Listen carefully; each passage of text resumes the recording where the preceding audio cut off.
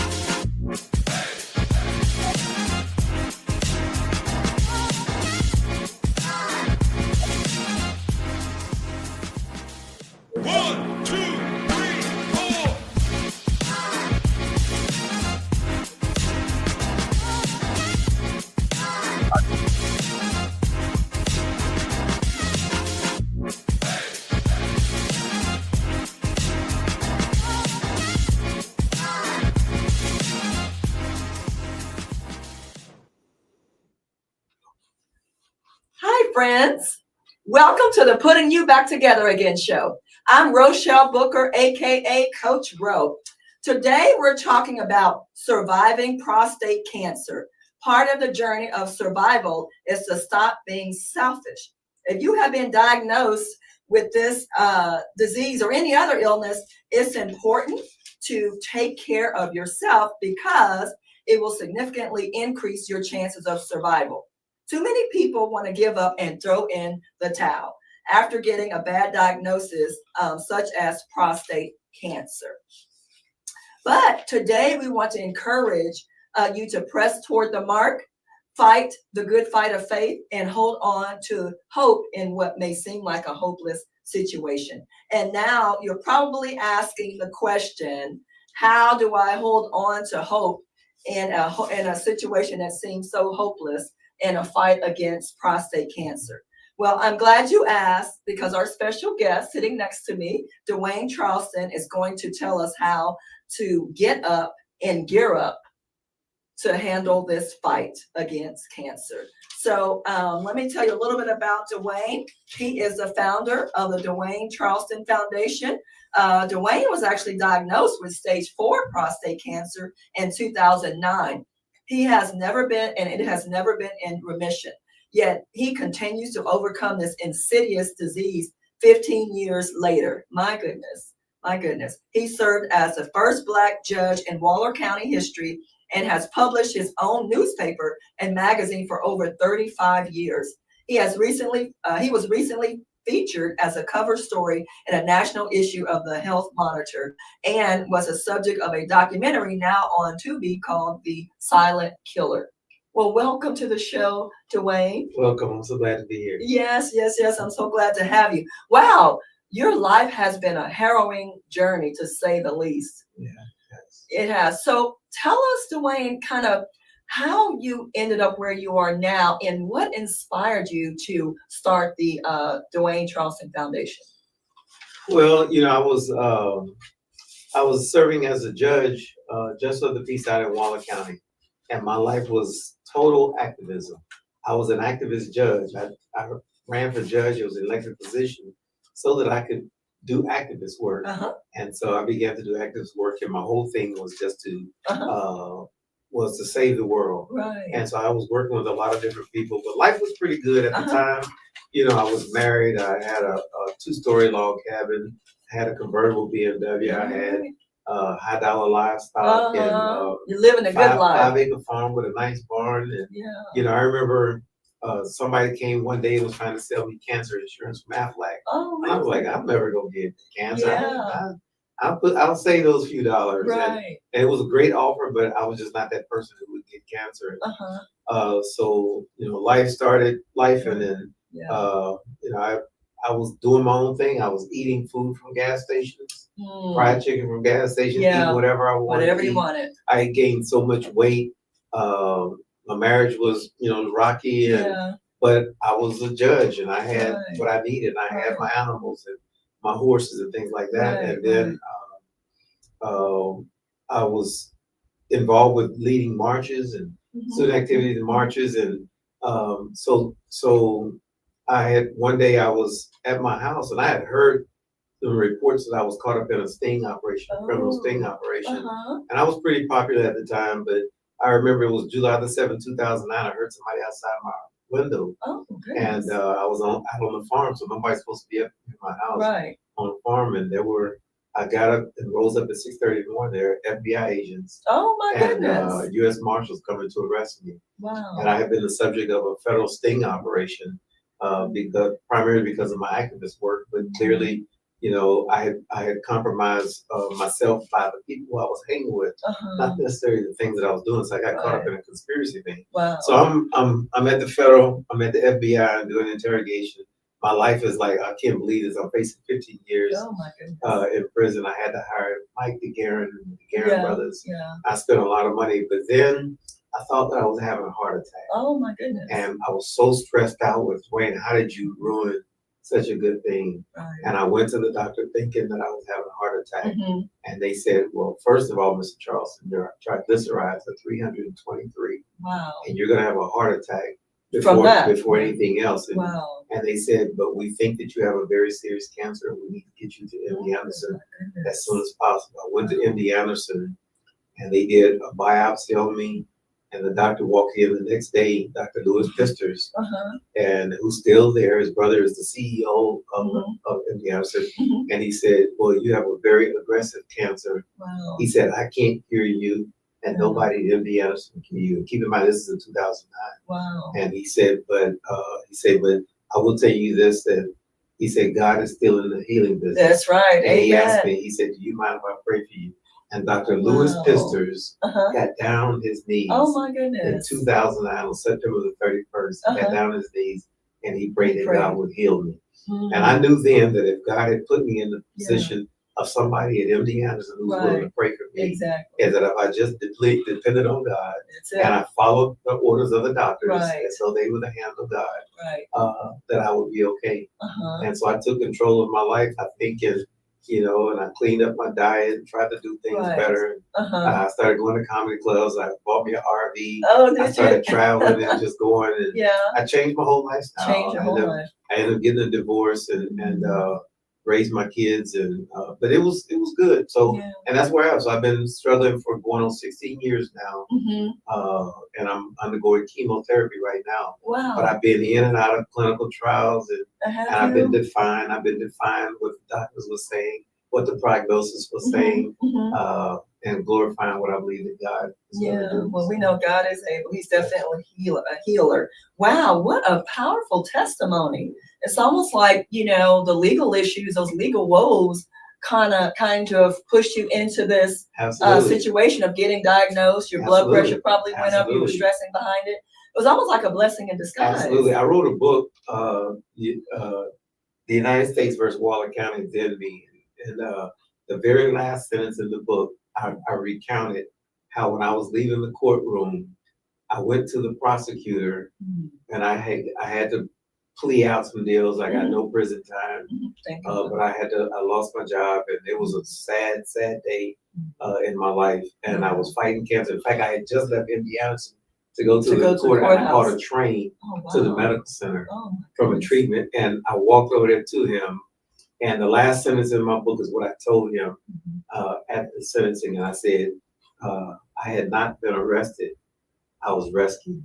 Yes, that's right. Because I was running with the wrong people. I was eating the wrong foods.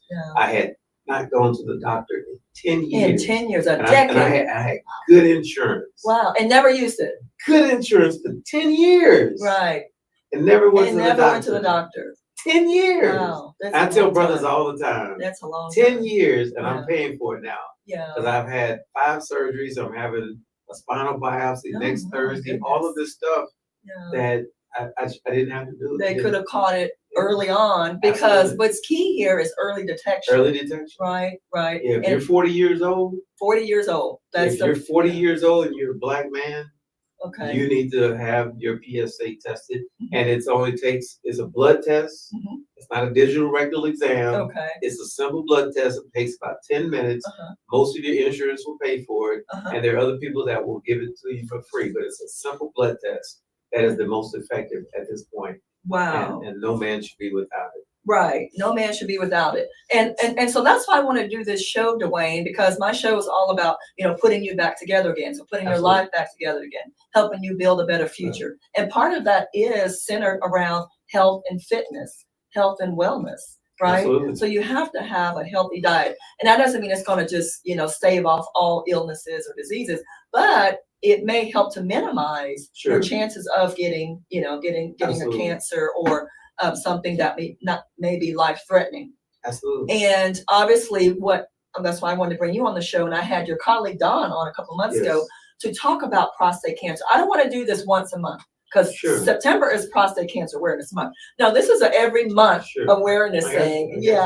And a Drive the Initiative, and drive home the point of get screened, get tested, understand your health risks. You know, if there's any risk in your family, and if not, you still need to get tested. You said over 40. You should be getting tested. At 40. At 40. And I say 39, but the U.S. Preventive Service Task Force, which is the federal government that gives recommendations, they actually say 55. Oh, really? But what you'll find is that black men usually present with cancer much earlier and with an aggressive cancer earlier. I presented at the age of 46. Oh, wow. If I had waited till 55, I'd be dead. You'd be dead. If black men wait till 55, they'd be dead. Right. But the insurance company would much rather pay a quick fix before you pass than to cover you for 16 years. That's a long time. Yeah, and so we have to be very vigilant with our elected officials and say, you know, 55 does not work for black men. That's right. Perhaps white men it does, but it does not work for black men. Right. You're absolutely right. Is it 1 in 8 men are diagnosed with cancer each year? Yeah, 1 in 8 black men will be in their lifetime. 1 in 8 men will be diagnosed. And black men, it's different. 1 in 6. 1 in 6. 1 in 6. So emphasis on that. Black men, it's 1 in 6 African American men will get diagnosed. But what would happen if 3 times the number of black men went to get tested? It might show 1 in 4. It might show 1 in 4. Yes. Yeah. So they're talking about who gets diagnosed, but the reality of it is too many black men like myself don't go get tested. Just neglect their health. And that obscures even the statistics even worse about true. how bad it is for us. Oh, that's true. That's true. That's a good Yes. point. Yes. But then it's not all doom and gloom, because I was also reading some numbers, some research about how if they catch it early, there's a good chance of survival. Survival Absolutely. rates are very high. In fact, it says that men who have been diagnosed with cancer, there are more than 3.3 million in the U.S. who are still alive today. That's right. Yeah. There's a 95% chance if you catch it early, you'll be absolutely cured. Wow. And then for another 4%, you will die with prostate cancer rather than dying from it. There's 1% that have a very aggressive stain that may take their life. Oh, but, gotcha. But there are things, the last 4 therapies that I have weren't even out when I was diagnosed in 2009. Okay. And so all you have to do is just hold on. Just hold on to God's unchanging hand and just believe. Yes. And that's part of what carried you through this journey, is your faith as a man of God. Absolutely. Wow. Wow. Yeah. Absolutely. So let's talk about, did you have any history of it in your family, or were you the first one diagnosed? My father had it. Oh, your dad had it. And I still went 10 and years. You still went 10 years without getting diagnosed. Was he encouraging you and saying, "Hey, no, son, no, he got it, and he caught it early, had a surgery, and in fact, I didn't even come home for his surgery. Oh, really? I was working for the governor's office at the time, and I was too busy. And all I wanted to know was how is he? He said he was fine. Wow. And it never occurred to me. Yeah. I mean, I knew there was something about get tested, but I didn't have no time. I was trying to save the world. You were trying to save the world, yeah. But you weren't trying to save yourself. Exactly. Yeah. Exactly. Yeah. Wow, that's interesting. So let's talk about that. Like, okay, why do so many men sort of like you did put it off and have the mentality that, oh, it'll never happen to me, even if they don't have, cancer in their family? They still seem to think that, okay, well, I'm good, I feel strong, I feel healthy. Why do they believe that it can never happen to them? Well, Therefore, they never get tested. Well, we're pretty bad as it goes with just going to the hospital. But when you start talking about genitourinary cancer, something that deals with the reproductive system, then they know enough to know that, there's this idea of digital rectal exam. Men are not wanting to deal with that. They also know that it could lead to impotence, that it could lead to incontinence, and all of that can affect intimacy. And so when they know enough to know that, right. And so they would much rather put their head in the sand and not deal with it. And I can't tell you how many times people would say, "Man, if I'm gonna be impotent, I'd rather just be dead." So men are saying that death is better than impotence? I hear it all the time. So life is over. I hear it all the time. Oh my goodness. I hear it all. Wow. And this what blows me. That's oftentimes when they don't know that, like I have an implant.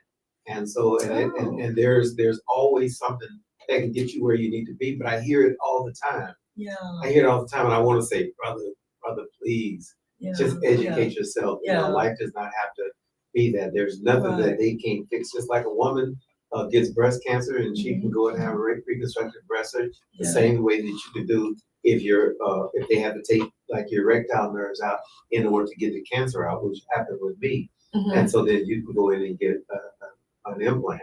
And then it's the blood flow that needs to be re-stimulated. Is it the stimulation? No, with an implant, there's a valve that they put. There's a valve. I hope this is the audience, but there's a valve that they put in your scrotum, and you pump that valve up. Oh, you have a pump. And that creates an erection. And I tell people all the time, once you do that, I mean, this thing can last for 20 years, but the erection can last for 20 years. Well, now when it can go good, you better be in good shape. Ladies, did y'all hear that? Better go get that pump. No, brothers, the ladies didn't hear it. The brothers heard it. The brothers heard it. No, but it's great, and I mean I think that it's a very serious surgery, but it's there for men not only who have extensive surgeries, because you got to clear all that cancer. But for men who have diabetes too. That's a good point. That's an issue. So you have a lot of men with diabetes that also get it, because that causes impotence too. But most people don't understand that I mean, all you have to do is Google it, and then you Google what women say about it, and you'll Oh, see what the partners say about it, and then more men will be like, oh, I want one of those. I right. want one of those. Oh. And so, but the drugs we're on causes incredible loss of libido. Oh. And so, yeah. but if you have an implant, you don't necessarily need the libido. So it's kind of complicated, but trust me, it is not a death sentence. Not only is it not a death sentence for your life, it's not a death sentence for your sex life. Oh, wow. If you would just educate yourself. That's the key point is education and awareness right. and be informed. That's right. Right. Don't, like you said, don't put your head in the sand and neglect your health because you think life may be over because it doesn't, we got to get the word out. That's why I appreciate what you do because we've got to get the word out. We've got to get the word out. And to women, because women, you know somebody in your family, your husband, your child, a parent or a sibling. Yeah. You can educate these men. Yeah. Because a lot of women also watch the show. Think about the $250 a month you're paying for insurance. Absolutely. And you go a whole year without even going to the doctor. And you're not getting that money back. And you're not getting the money back. So you spent $3,000 a year, and because you spent $3,000 a year, they didn't have to spend $30,000 on you. That's right. They love black men. They love us. We are making them richer and richer, wealthier and wealthier. Come on now, let's talk about economics. They love black men. That's a good perspective. They love black men. Yeah. My goodness. It's time to make a change. When I get a lab, I wish I had brought it with me. When I go to MD Anderson to get lab treatments, to get a metabolic panel, my PSA, my LDH, my alkaline phosphatase, my calcium, my protein, all of these things, it's about 36 or 37, $13,000. I go every month. Oh wow. Wow. $13,000. I go every month to get pills for Xtandi, which are the life-saving hormone therapy. The pills are $17,000 a month. Oh, that is ridiculous. So if you combine just the two of those, you're talking about $30,000 a month for somebody with advanced prostate cancer, but it will help you to live. Right. It will help you to live. But if you don't even go and you die the first year because you went when you saw blood in your urine, which means it's pretty much too late, then they're like, okay, hey, we'll give him a few drugs because he's gonna be gone in a year. Yeah. And I'm pretty sure they spent probably at least a couple of million on me by now. At least. And so we need to understand if we're paying that premium, then we need to get the premium care. Use it. You've got access to quality health care. And so let's talk about that, because what about the people who are not insured and they may be discouraged and going like, oh my gosh, what if I have this? What do I do? Oh, we got a quick question from Don Morris. In addition to getting PSA testing, what can Black men do in the meantime to ensure we do get this deadly disease? Eat healthy. Eat healthy. Eat healthy. Eat healthy. The biggest problem is our diet. Yeah. The diet that's high in fat, fried foods. Not enough vegetables. Yeah. Yeah. We don't drink enough water. Right. We don't fast very often, which will nourish our body. But it's our fried foods and the high sugar content, the food that comes in boxes, the processed foods. And if we would just stop the processed foods and the high sugar content, maybe go something kind of like a keto diet. Yeah. And then every once in a while you have a cheat day or something like that. But I would say it would be the diet. And diet is the most crucial. Diet and exercise. Absolutely. Right? Because you work out. You look like you're pretty fit. I try. Yeah. Yeah. With the stuff that I have a lot of fatigue. Yeah. But I get up and I'm in the gym and I'm doing Tupac and Biggie, and then I start doing Brooklyn Tabernacle. Some more motivation there. I'm rapping with Tupac. The next thing you know, Brooklyn Tabernacle comes on, and I'm praising God. People look at me like, he was just that person a few minutes ago. Now he up in there praising God. Well, whatever it takes. Whatever, and you are what I call a balanced Christian. Right. Right. I love that. And to Don's point, it's what can men do to ensure that they are not at high risk of getting this disease. Yes. Obviously, if it's in your family, that's you're high risk. That's something you can't control. You've already got some potential exposure. Yes. You might be pre-exposed to that. That's right. But if you don't have any history, still get tested. Absolutely. But to your point, exercise, eating right, eating healthy, healthy living. Guys, that is so important. That's right. It's so important. That's right. And talk about, you mentioned about, blood being in the urine or whatever, or in the stool. So are there any other symptoms? Well, let me say this. Like So I was diagnosed. urination? I was diagnosed in 2009. I've never had any symptoms. Really? Any symptoms? Remember, I was having a heart attack. Oh, we got. Okay. Hi, caller. Thank you for calling into the show. Who are we talking with? This is Marvin Stone here. Hey, Marvin. How are you? I'm great. What's on your mind? Oh, I just wanted to weigh in on the conversation. I'm a prostate cancer survivor, diagnosed in late 2017 and went through treatment in 2018.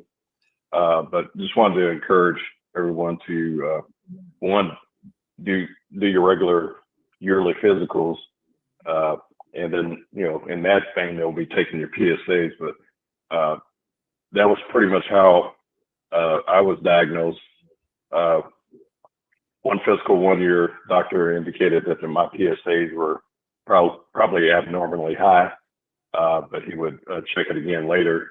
So the next appointment was actually high, and he was concerned. So I was sent to a urologist, and subsequently they did a biopsy, and that I was diagnosed with the prostate cancer. So it was kind of advanced, and they ended up doing research therapy treatment, which helped tremendously. It was non-invasive and whatnot. So, but said all that to say, just to encourage all the men, especially Black men, to one, do your regular physicals, yearly physicals, and that will go a long ways toward detecting any issues with cancer, and in particular prostate cancer. Right. And so you didn't have any symptoms either. You just went to the doctor for a routine checkup. Right. Right. Mm-hmm. And that's why it's called the silent killer. It is insidious. Yeah. Right. Absolutely. Wow. Well, brother, thank you for that word. And Yeah. just to reinforce what we go through, and we need that. We need brothers like you who speak up, because too many of us won't. Right. Thank you, Marvin. Absolutely. Thank Thank you. you. Okay. Bye-bye. Bye-bye. Yeah. See, and that'll encourage more people to go. It's we can't stand on the sideline and ignore this. I mean, especially since so many Black men are, potentially pre-exposed to this, such a high risk demographic. And if you you fall into that high risk demographic, do the right thing and go get tested. And I love, and you heard in my opening, my monologue, I said, we don't want you to be selfish. Stop being selfish. And I got that from your video, your interview you did with Isaiah Carey. Mm-hmm. You said, stop being selfish. Yeah. Tell us what was on your mind when you said that. What were you thinking? What messages did you want to get across? I told Isaiah, I was like, I remember sitting in this movie, what was it, the football player? Oh, Blind Side. Yeah. And I remember my son was in the 11th grade, and I'm sitting in the movie theater with him, and I started thinking, Dewayne, because you've been eating food at gas stations, because you wouldn't go get checked at the doctor, because you weren't concerned about your health, you may not even get to see your son graduate from high school, or you may not be able to get to walk off with him in college. And I was thinking about that, and I started crying. And I know he glanced over to me. He thought that I was crying because of a moment when she was dropping him off at college. I was crying because I might not get that particular moment. Exactly. And that was years ago. And so it dawned on me that, brother, we just being selfish. We think it's all about us. But our kids want their grandfather to throw the football with their kids. Exactly. And they want their kids to have their grandfather in the stands like my father was in the stands for him, and so forth and so on. And so we're very selfish, and then when we decide we don't want to be selfish anymore, it's too late. It's so advanced that now you have to have your wife or somebody else changing your diapers. You have to have somebody else cleaning you and bathing you and rolling you over and spending all of their retirement or quitting their job Wow. or cutting back on their hours to take care of you, and it's selfish. It is selfish. And stuff, and so Yeah.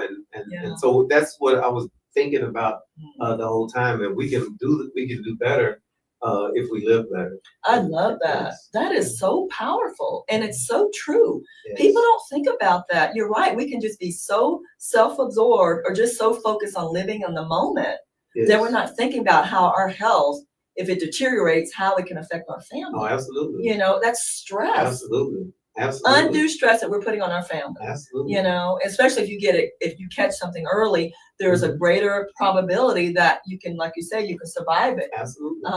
It's and it affects generational wealth. Oh, that's right. You know, so every time a black man dies in his 40s or 50s, and you cutting off generational Come wealth. on, let's talk about that. Because what little money you have saved up, it's going to be spent. It's going to be spent, and now you're starting all over. All over. And now you're dealing with generational wealth.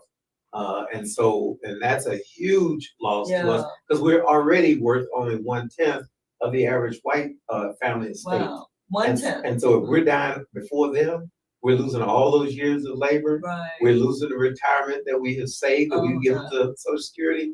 We're losing generational wealth. We're losing everything. Everything. When we don't go get checked. Wow. All because of just stubbornness. And Yes. it is. It's selfishness, stubbornness. And we're only just thinking about us. That's right. And for the moment, we're living for the moment. And all of this, oh yeah, you know, I want a nice crib, I want a nice car, I want nice clothes, jewelry. Hey, there's nothing wrong with that. But if you don't have your health, there's nothing you can do with any of it. Yeah. You're selling it, you're having to sell a house, and your wife or the gentleman or whatever, you're having to move into an apartment, you know, and all that down payment, all that equity. It went to the funeral. It went to the limousines. It went to all that other stuff that doesn't matter. So it's a lot. It's a lot. This thing is a lot, and we don't like to talk about it. It's deep. We don't like to talk about it. That's the problem. We don't like to have a conversation. That's right. That's why I wanted you on the show in the studio. We're gonna talk. Okay. We're gonna talk. Okay. And then what if the men who are who are getting the cancers? A lot of times the men are the breadwinners. They are making, a lot of times might be the higher income earner. So you lost that. Yes. And a woman could be a stay-at-home mom, or maybe just part-time, working part-time. So she's not even making the income to be able to keep the house up, keep paying the bills. And it's just, you're right, it's a downward spiral. Well, rather than going to Prairie or Texas Southern, you may have to start off at Lone Star. You may have to work full-time while you're at Lone Star. You can't go to Howard. Right. You can't go to Morehouse. You know what I'm saying? Not because of grades, but finances. Finances. You don't have two people in the home, and God forbid your mother is not working, then you probably won't go to college at all. You probably won't. Unless you happen to have this talent and gift. To play sports or something like that, or you're just gifted academically. And that's probably a very low probability. Low probability. Oh, we have another question from Don Morris. Dewayne, can a man who doesn't have insurance, can he still get treated if he has prostate cancer? Excellent question, Don. Thank you. Well, I think it's difficult, but it's not impossible. I think that the first thing that Black men need to know, and men period, and women also, is that there is usually always going to be a clinical trial. That is what you need. And no matter what the illness, there's usually going to be a clinical trial. And if you will go to the National Institute of Health, you will find that there is a clinical trial that you can get enrolled in and will give you long-term care. Oh, really? Yes, and it's concierge care. So if it's in Dallas, they will pay for your transportation to go to Dallas. They will put you up in the finest hotel. I'm not telling you what I heard. I'm telling you what I know. And so whatever it is, whether it's stage 1, 2, 3, or 4, clinical trials are somewhere to look at. And then, of course, if you're in Harris County, if you have a Harris County residence, you can apply for a gold card, and chances are you can get treated by HCA or go to Ben Taub. It won't be the best treatment, but it'll be some treatment. But you have the backup is clinical trials. And the clinical trials are better than normal care. Oh, really? Oh, so I think about clinical trials as being real experimental. No. No, clinical trials, they've done it in the lab, they've done it on animals, lab and animals, but we're not animals. But they're heavily regulated. They're regulated. They're heavily regulated, and you're gonna get the like say, sir, if you're in Indiana, so the Methodist, they're going to be required to give you the standard of care treatment. They can't just give you some experimental drug. Okay. They have to put that experimental drug on top of the standard care that you would normally get. Okay. So you don't come out the gate and try some other drug. Right. And standard of care is going to be critical. Okay.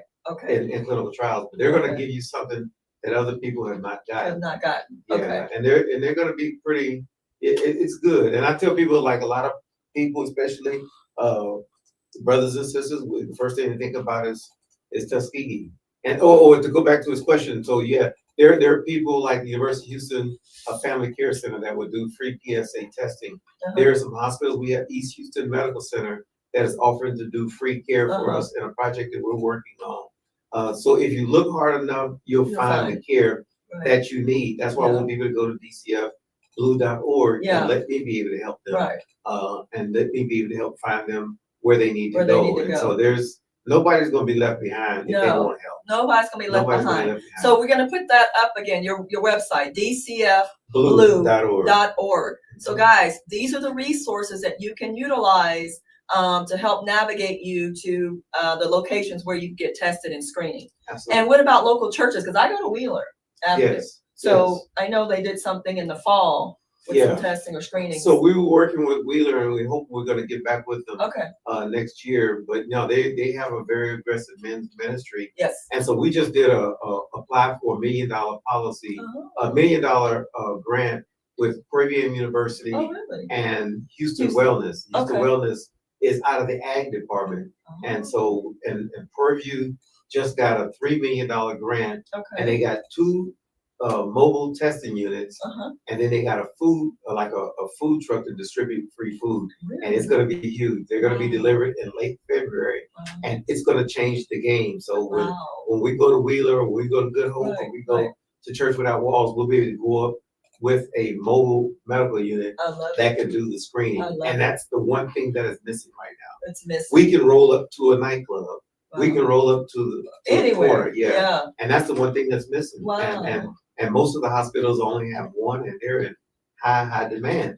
But the biggest issue is, like, people don't mind getting you tested. They may lose $100 on a PSA test. But what happens if Methodist comes and they test you and you test positive and you have cancer, you have no insurance? Now they have a moral dilemma. Do we treat this brother, or do we send him to Pentab? So and then back to those clinical trials you were talking about, just so that we understand and keep it in perspective. It doesn't matter what stage it's in. Anybody could be a candidate for the trials. Oh, absolutely. Okay. There's no criteria. No. There are researchers that are dealing with every single aspect. From even before you get it. Even before you get it. They're wanting to test people to see if you come in, you're not even diagnosed, get in this role with maybe 1,000 people, that they would test you. But it's so varied. And everybody, when you talk about Indiana's is not a traditional hospital. No, it's not. They're stacked with clinical trials. Yeah, that's true. They're stacked with clinical trials, and many of these clinical trials is why they have buildings named after sheiks and rich Saudis, because they were able to get into clinical trials to save their life, and to them it was worth $100 million. It was worth $100 million. That's right. Yeah. So I remember, I don't know how much time we have, but when I was trying to get in this one clinical trial in Dallas, they told me there were 40 people on the waiting list. And I was in desperate mode. There were 40 people. I remember being so rejected and dejected. And I got in my car and I drove back down, and they said that I couldn't get in this trial. And I researched it, and I wanted to get in this trial with lutetium. And I called a friend named Dr. Keith Crawford, who's at Harvard, and he had some connections. And I called Keith and Dr. Crawford, and they said that there are 40 people in the waiting list. He said, wait, that can't be possible. He made a phone call, and then he called me back. He said, you're going to get a call from Toronto, Canada in a few minutes. Really? And the lady says, be encouraged. They're going to get you in. Praise God. And she called me, and she said, I don't know why they told you that.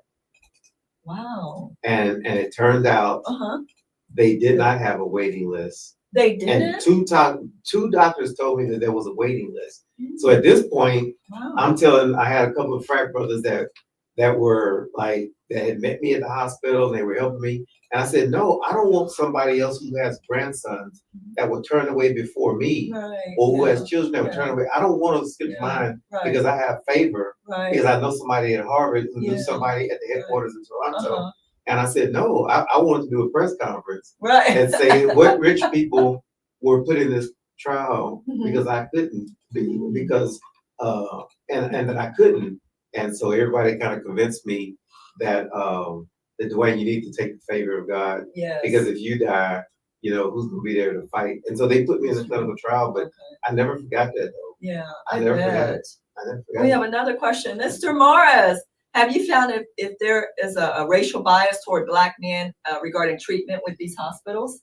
Oh, excellent question. Why you want to do that to her in her clinical trial with Dewayne?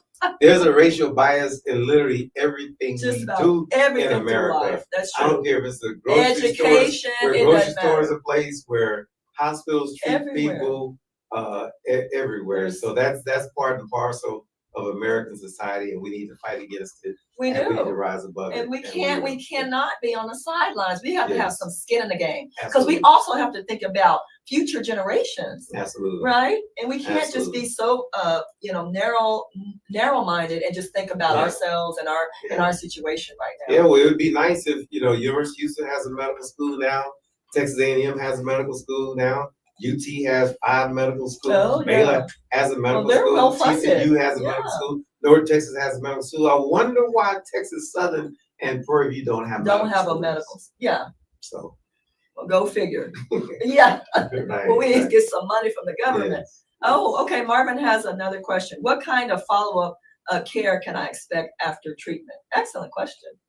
Yeah, let's talk about that sort of treatment process. Well, if you have whoever your doctor is, they're gonna, if you're at MD Anderson, they have an excellent follow-up care. I mean, from the dietary to fitness to yoga. They took us out camping one time and had us doing yoga.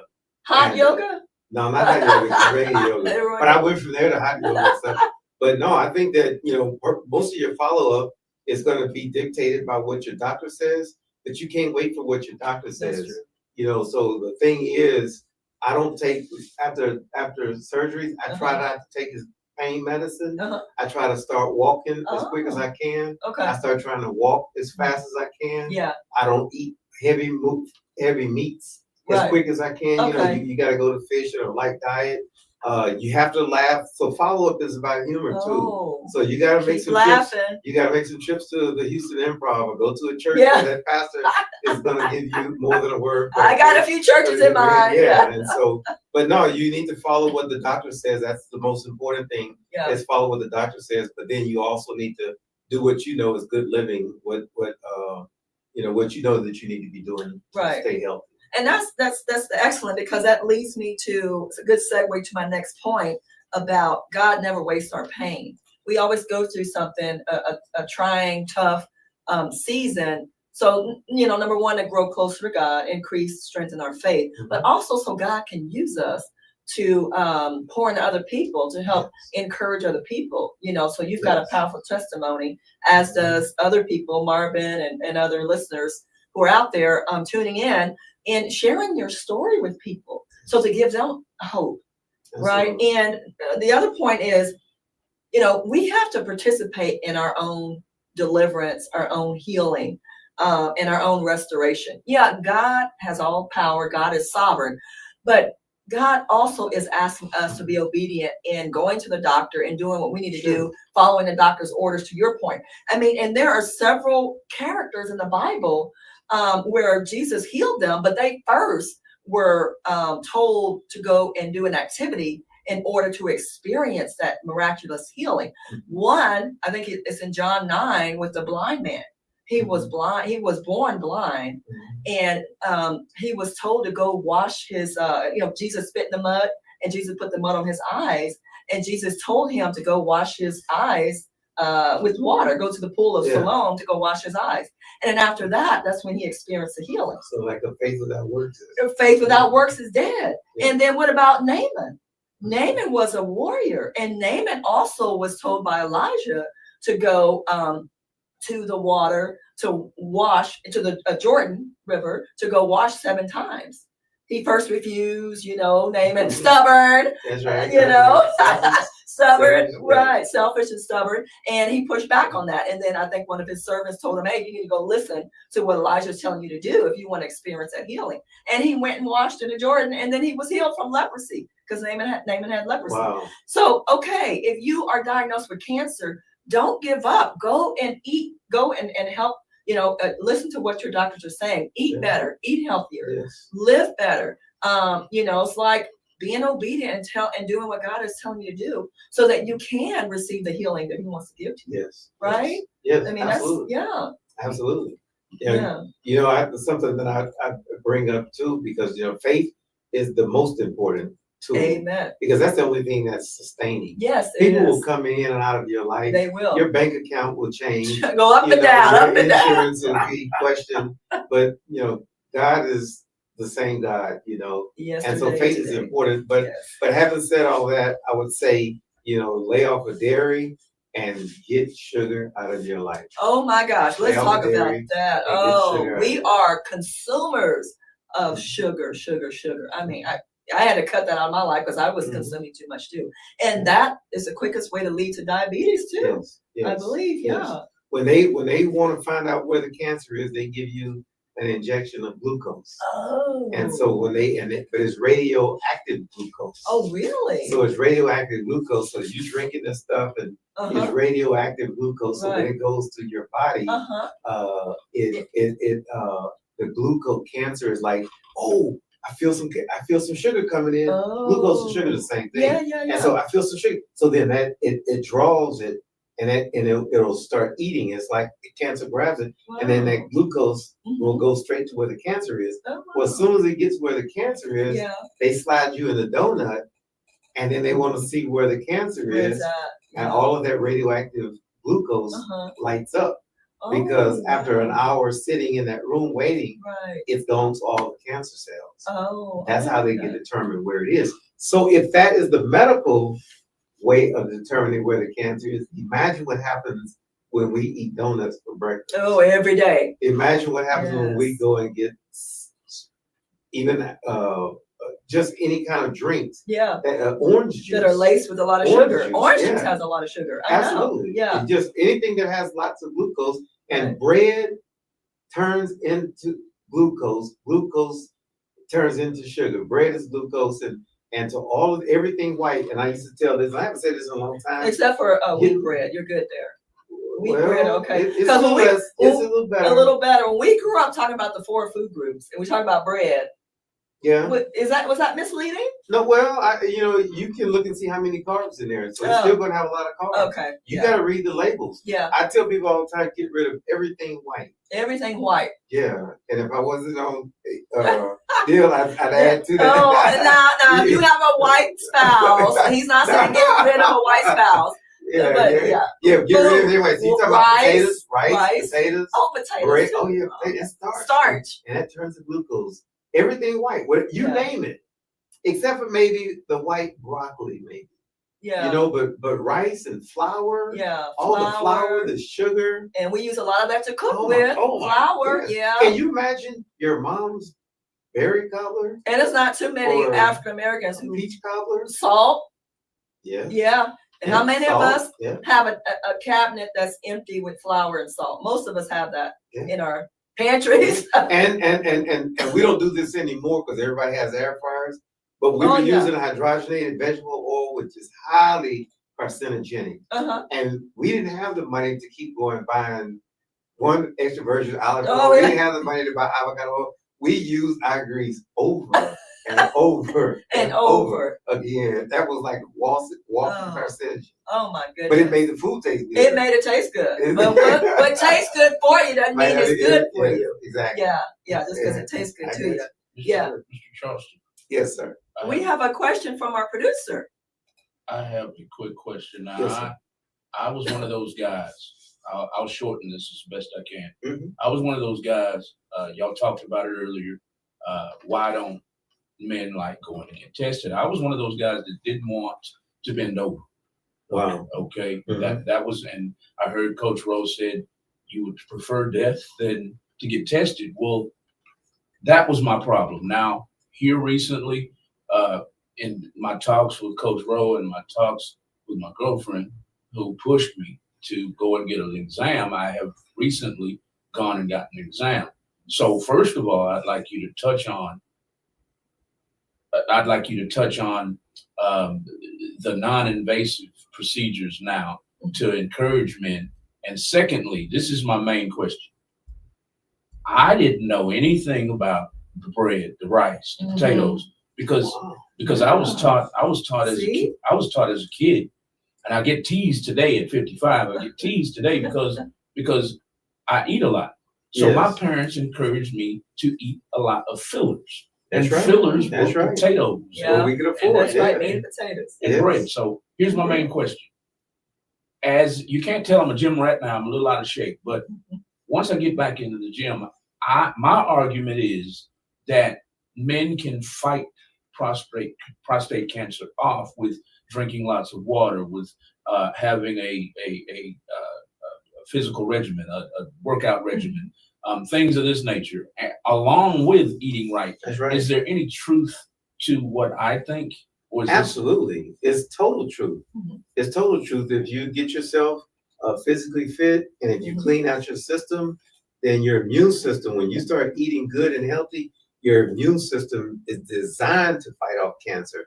Your immune system is designed to eliminate rogue cells. And that's all cancer is rogue cells. And the reality is we all have a volume of cancer in our bodies. Some are just indolent and they're just, they're beneath the surface. And it takes some stressful event like getting arrested by the FBI to bring it up, or filing bankruptcy or divorce or some big stressor. And your immune system will break down over that stressor. Wow. But if you're healthy and if you have been eating clean and if you are in the gym and your cardiovascular system is working good, your immune system is the largest single what do they call it, organ in your body. It's not like you can define it like a heart or lung, but it's all over your body. And when your immune system is healthy, its job is to get rid of rogue cells.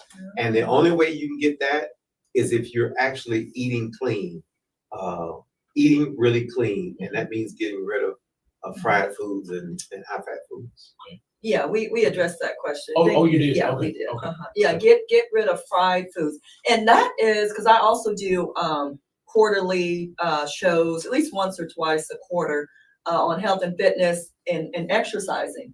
And that's what's so important is, what are you spending your money on when you go to the store? What are you buying? Yeah. And then how are you teaching your kids to eat right and healthy? Yeah. You've got to be passing this thing on to your Oh, kids. absolutely. It's a mindset. You know what's interesting? You got to teach your kids. What's interesting is that when you start eating organic, when you start eating clean, when you start cooking at home, you will be surprised at how much money you're saving. Yes. It's so much cheaper to eat healthy than to stop off at a fast food place to buy a whole chicken and fry that chicken and then get some tater tots. It's so much easier because when you start eating healthier, your stomach is going to shrink, your appetite is going to go down, and because your body starts saying, "I'm craving nutrients," and not the fact that it's not like a caveman. So what happens is, like when a caveman would eat, he didn't know when the next saber-tooth tiger was going to come around, or the next elephant. So what he did is they ate the fat.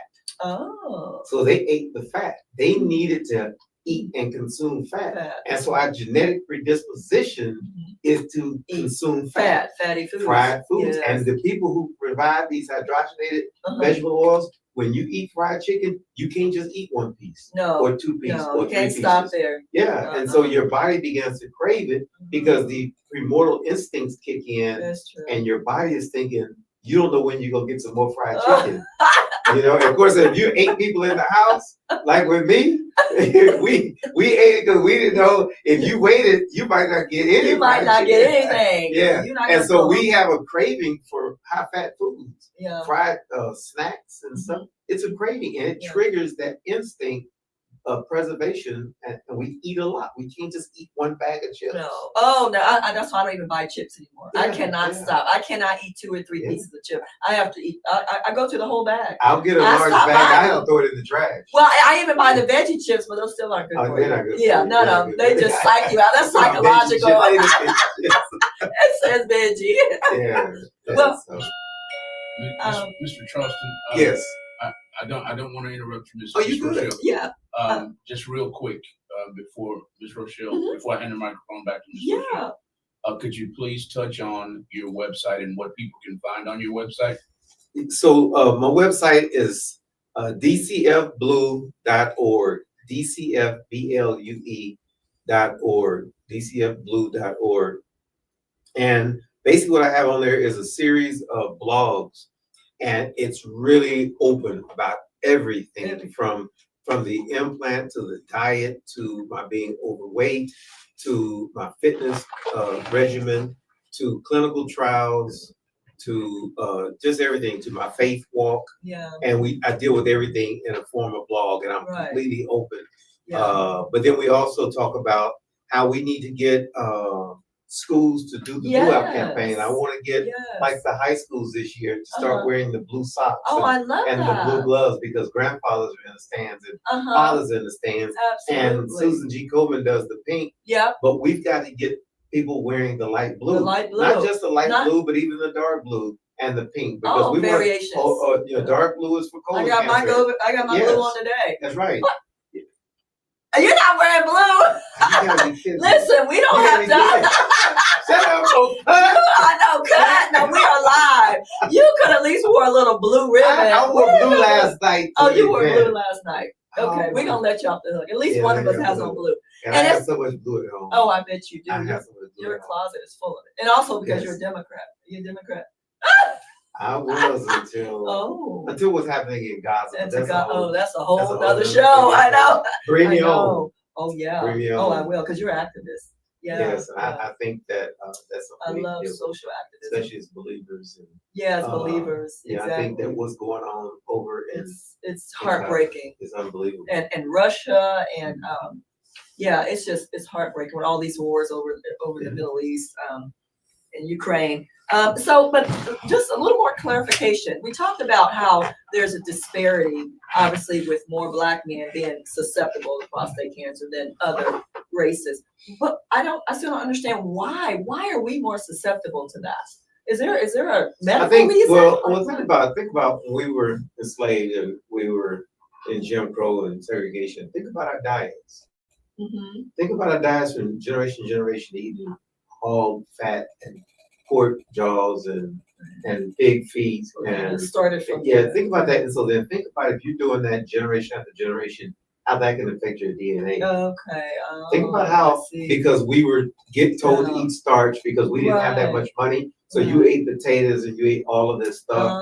And think about the stresses that we were living in a Jim Crow society and slavery. So think about how even the stresses can impact your DNA. So all the things that we went through, how it can impact your DNA. And that's why we were more predisposed through the DNA because of our diet and our cultural and social factors that have impacted. That's why we have to go to the improv. We have laughter. Stop fighting with our significant others. Stop fighting with our kids. No more drama. Did no Mary more J. Blige say no more drama? Absolutely. Yeah. We've got to have peace. We have to have peace restored in our lives. And I think we can close that gap. And we don't want to just close the gap. We want good for white men too. We want good for Hispanic men, but we need to close the gap. Yeah. And not just so that we can be like them, but we want to do our part and we want them to do their part. And we can be around for our kids. Yeah, and the grandkids and because I want to see my great grandkids. Absolutely. I'm already a grandmother. Absolutely. Is that right? Yes. You look really good for Well, that. thank you. Yeah. See, I cut all the sugar out of my life. Right. Yeah. But it's a process. It is a process because if you've been eating a certain way your whole life, it's hard to just flip the switch like that. It is. So, because you're right. That's what's been ingrained in our diet. We grew up with that. And healing is not just physical. Healing is spiritual, mental, emotional, Absolutely. psychological, and then talk about and then mental health.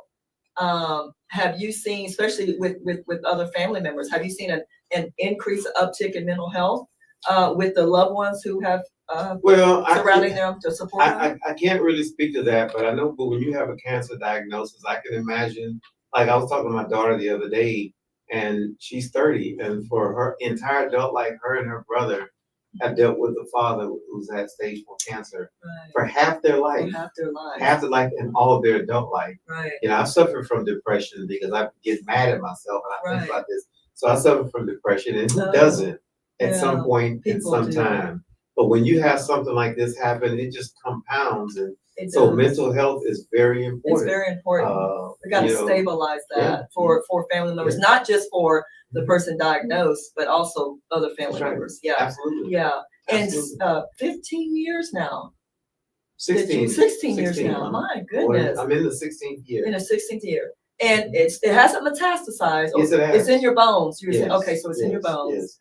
Well, on May the 31st, it had gone from 125 locations in my bones all the way down to just 2. Okay. And that was on May the 30th, just 2. Wow, and then all of a sudden it started picking back up again. And pick back up again, but I still believe that it's just flare and that's not cancer. They're doing a spinal biopsy next Thursday. I still believe that I'm gonna live another 30 years. Me and my girlfriend talk about, hey, give us 20 years, but 30 would be great, you know. And I still believe that it's just flare, and that where the cancer once was, the bone is repairing itself or trying to repair itself, and that's what they're thinking is cancer. Because I feel good. I was gonna say, how do you feel? You feel good. Yeah, I feel good, and so like God is in control. I know. God is in control, but no, I've had it. I should have sent you a picture. I'm not sure, but on January 31st of this year, it was all over my body. Was it? All over my body. And then after 5 months of treatment, it was down to just 2 little spots. Wow. And I should have moved at that moment there, but I didn't.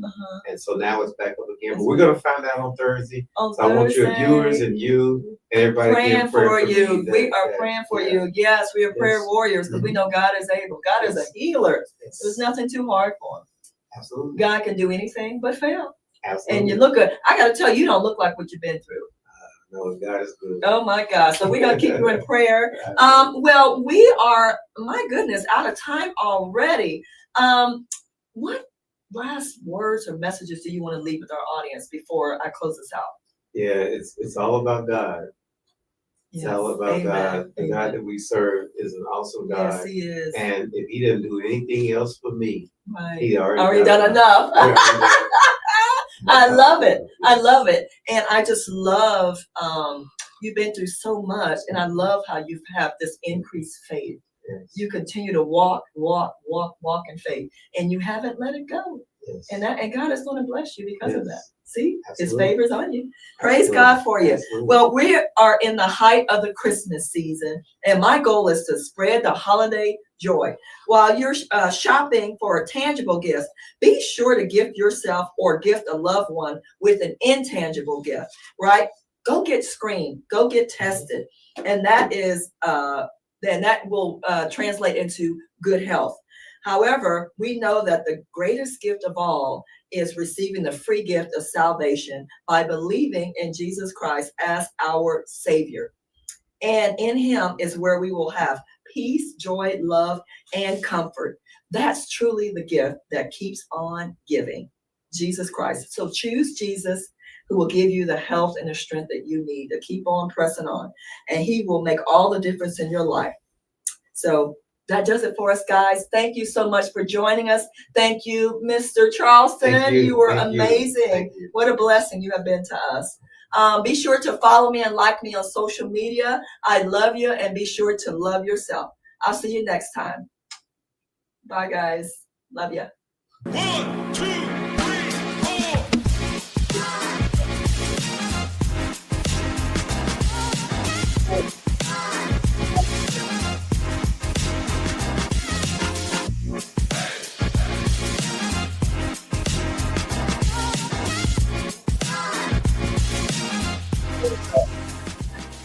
One, two.